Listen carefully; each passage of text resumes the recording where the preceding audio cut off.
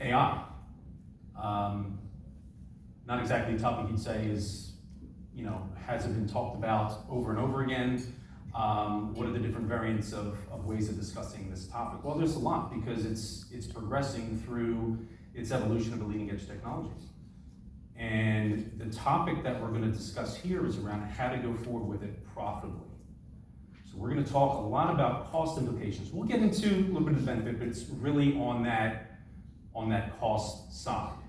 And it's really a topic that, and I'll move around a bit, otherwise I could stay on this podium.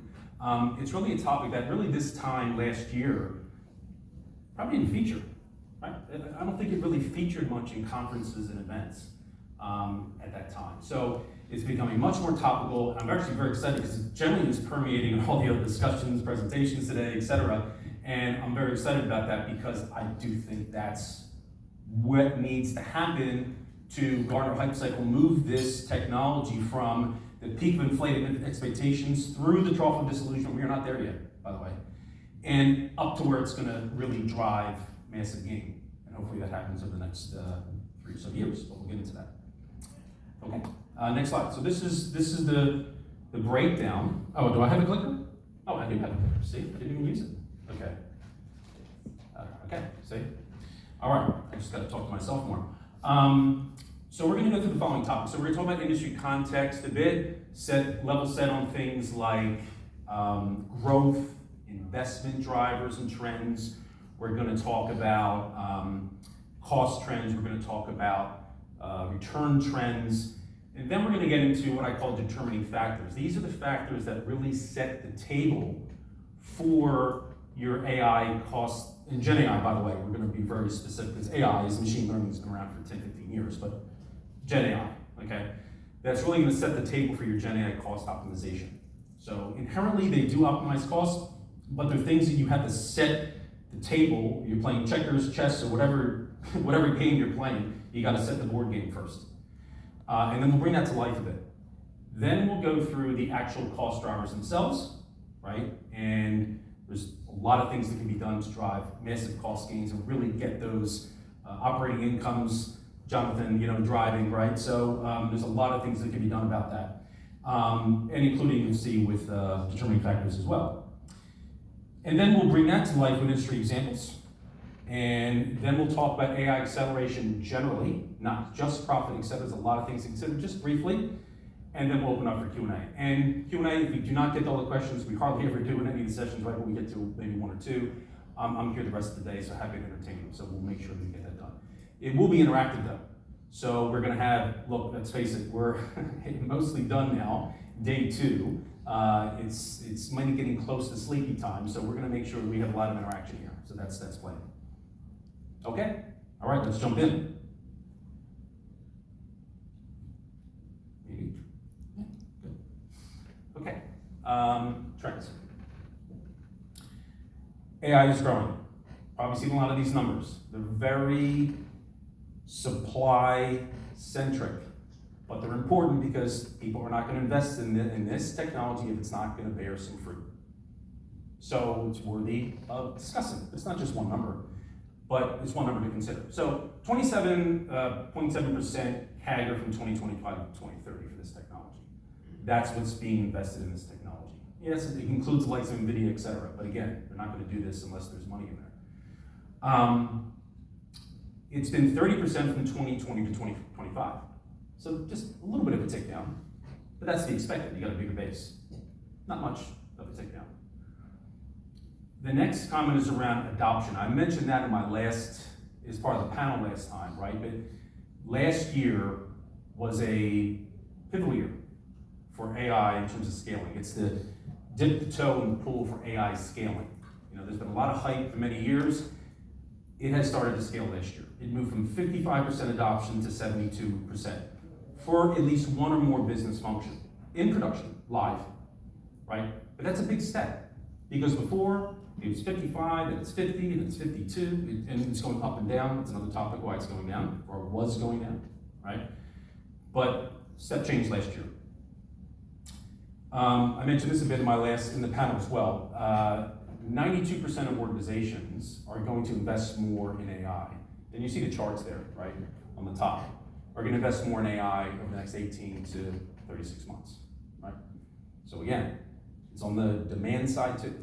It's on the demand side too. Whether it's to keep pace, whether it's to differentiate. We'll talk about that, but it's there. Retailers though are more cautious. 64% of retailers you see there are going to increase their AI investments. And they're investing 3.3% of their revenues, and on average all the other organizations are investing 5%. So they're a bit more cautious, and there's several reasons for that. We won't drill into that, just here, but that is, that is the case. What I'd like to do now is open up for our first question of all of you. So this is where we get your input and keep all of you on your toes too. What do you reckon on this question? So what are the top benefits your organization has experienced or expects to experience from applying Gen AI to your business? So give me now, give me what you expect, not 5 years from now, but maybe something in 1 or 2. You have something planned, right? What do you reckon? Maximina.com, and then the code's there on the top.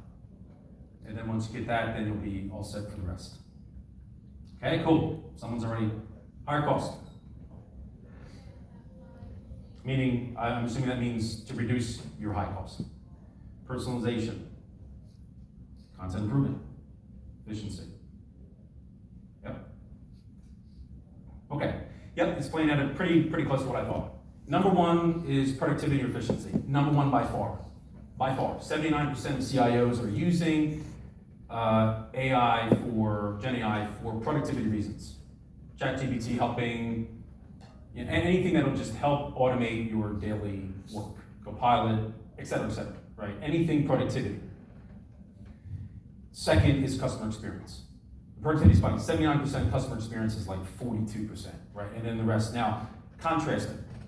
Cost. Any kind of cost benefit. And again, these things can double up. So we'll think of it as like your top 3. So cost is probably in like 18% of top 3. Revenue, profit, and market share combined are only 20. And that's what we're seeing, right? That's where it is. Right. And tying it to revenue and cost, obviously this question sets it up because that's really in the end what organizations want. That's really what it's going to tie to something tangible. I'm not suggesting that all your customer experience measures, of course they're important, but in the end, revenue and cost, getting that all the way to there where it could be said, measured, realized, that's what it's about. So that's where we are. Okay, so we'll jump back. All right, so let's talk about return on cost trends. So organizations are citing limited returns. You see that there, right? Just a couple examples. 19% are citing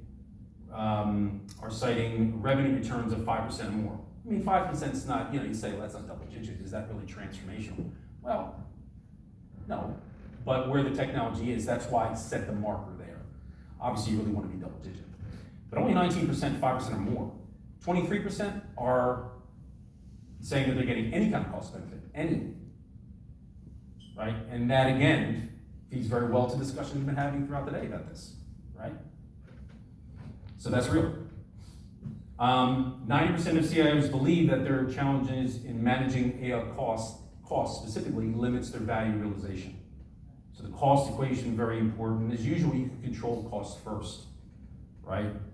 Which is interesting because when AI first came out, it was all about benefits. I'm not saying this and there's tied to cost and revenue, but there's about benefits, productivity benefits, Net Promoter Score benefits, customer acquisition benefits, but not directly tying to revenue, right? But now it's about cost. And then I put these couple of stats here too. 80% of CEOs believe that they're SaaS-based, key thing, Gen AI will drive higher technology cost in 2025.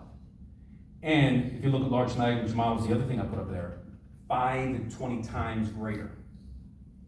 Okay, so these are things that are happening and that are constantly evolving and everybody's paying attention to it, but obviously got to keep paying attention to it. And we'll start diving into that.